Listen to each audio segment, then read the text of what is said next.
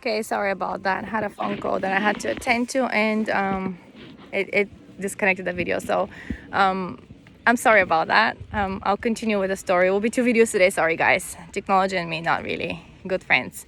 I don't know how to edit videos and put it all together in one. At least, I'm always just with the phone. Don't use computer.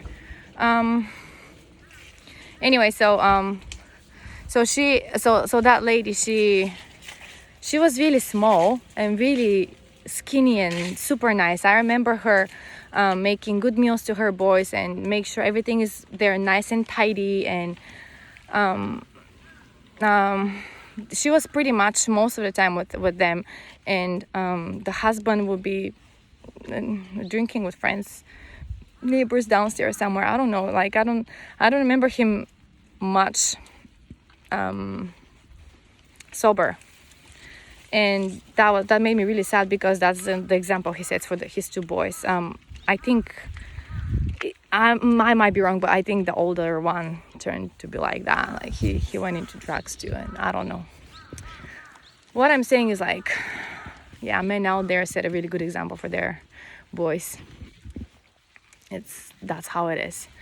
But then there are other kids, boys, that when they see that at home, or when they see abuse and alcoholism, they turn away from it and they turn to decent men. It depends. It depends on, again, how everybody's wired. But she passed away, and he replaced her very quickly, actually. And we were shocked. So at that time, I think my dad was already gone, and it was just us 3. And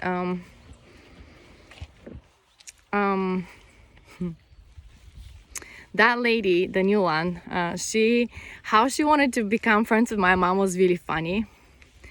And I think the husband tried to stay straight and sober for a while, to impress her, and to, I don't know how she got caught into his trap. But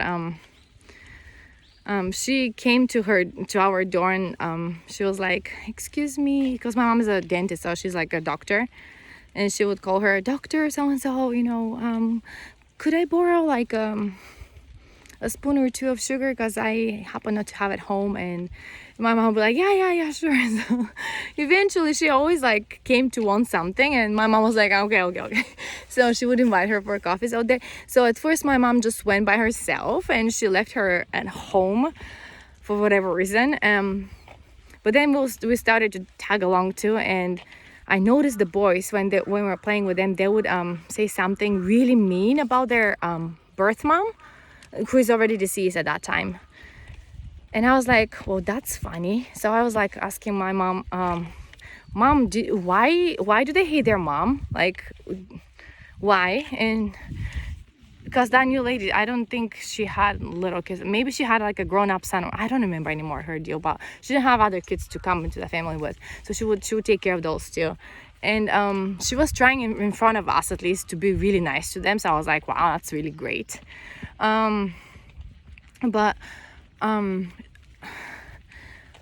So my mom was telling me that I don't know why, but the father would talk really trash about his first wife to the boys. And so the boys, listening to that, they turn into those people that, oh, she was bad, she was evil. Hello, she was basically consumed by a disease that she developed because of constant stress and being beaten up and living with alcoholic, and taking care of chores in the house. Like, her house was always nice and clean. I promise you guys, it was just really great. She was a good cook, and she also had a mom to take care of. And so long story short, I was like really shocked. I was a kid and I was so shocked. So I didn't say much to the boys, to sons, but I was like, my opinion about those boys changed too. I was like, that's fine. I don't really know why you guys are talking trash about your birth mom, but it's not right. So she was gone and well forgotten, and replaced very quickly. And that next lady, she eventually left too. She left because she saw his true nature. I'm not, that's just one case, you guys. Everybody has different story and everybody has different dilemmas. But I don't know, when I was reading that last night, it just reminded me of her. And she was like this all giving her time and everything. She didn't put makeup. She didn't look like that decent. Like her hair was like short and curly, I think. But she didn't really put like makeup. And the new one, she was like always like nails done nicely, red hair. I really like red hair, so I really liked her. She always had like a bright red lipstick even at home. So she was like, dressed to impress kind of lady. And I could see the difference, and sadly, she even couldn't handle it. And the boys grew up, and I don't know what happened to the younger one. Looked more decent guy, but I don't really know. I would know what happened to them, because am I in Bulgaria? I'm not. Even if I were, I don't know. Anyways, so it made me think how easily people we all, me in this also, we forget all the goodness that has been done for us, and we forget how people took their time and energy and efforts to be helpful for everybody and everywhere. And there's no like this, well, how about me, like my happiness counts too, even if it's something little, even if it's something just a little bit of time just spent with it, just being me, going out with a friend. No, some people, so I don't know how old ladies are and in the circumstances you're in, but about being in isolation constantly, about giving your time about everybody else, and there's no me time, I can relate to that very well. And being in a relationship where your opinion doesn't matter about big decisions. I'm not talking about the everyday little things that it's easy to come to terms to with the person you're with. That is to me abusive in a way,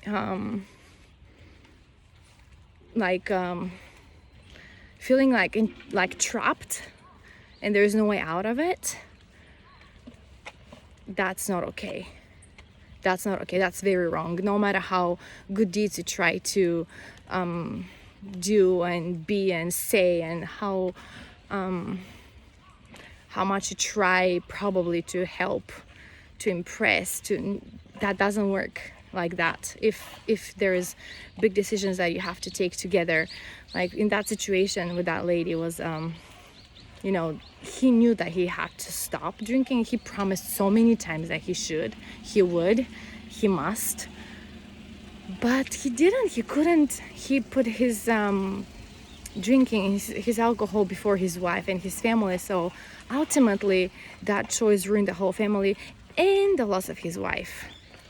So she basically was a goner. Every time I remember going to the cemetery with my mom and my sister. We were going to my grandma and grandpa's, grandpa first and then grandma's grave. When we went there to put flowers and to clean it up and stuff, we would pass by my neighbor, and I always looked at her picture there, and I don't know, I love her and I admire her, and even now talking about her makes me emotional, but I know things will be made right for people like her at the end, because how fair it is to give your life and your time and your efforts and everything for your family, and then being mistreated like that. And I don't know, I think things will be made right for her, and lots of people like her. And I was listening to something today about making decisions and making judgments every day, how they affect your life in the future in so many ways. How small decisions as to should I go for a walk today with the babies or not would affect me, but also them too. They know when we go out for a walk, it's time for them to take a nap. But if I don't, they'll be cranky, crying at home, banging their heads on the walls and the doors, and yeah. Like that's just a very simple example, but choices we make based on our own judgment, and if it's like centered to the self or out to the others, makes a lot of difference, you guys. I'm not really a philosopher of any kind, but that's a simple truth I've learned for myself. When you have the intention that you make, whatever you do with if it's centered to the self or centered to the others, the persons, it makes a whole difference how things work eventually. And with that said, I'm gonna apologize one more time for the videos today will be part 1 and part 2, and but I do enjoy doing that, and I hope that you moms out there find today a way of making yourself feel better in some way. I don't know. For me, I think I might have to dye my hair today at home because I can see the white and gray roots today a lot more than last week, for example. So I think I'm gonna do that. I don't know where, and I mean at home, but I don't know when. It might happen, it might not happen, who knows. But I'll try to do that so I can at least brush my hair without seeing, oh my gosh, so much white around the sides of my head. But hey, I don't really care. That's how it goes.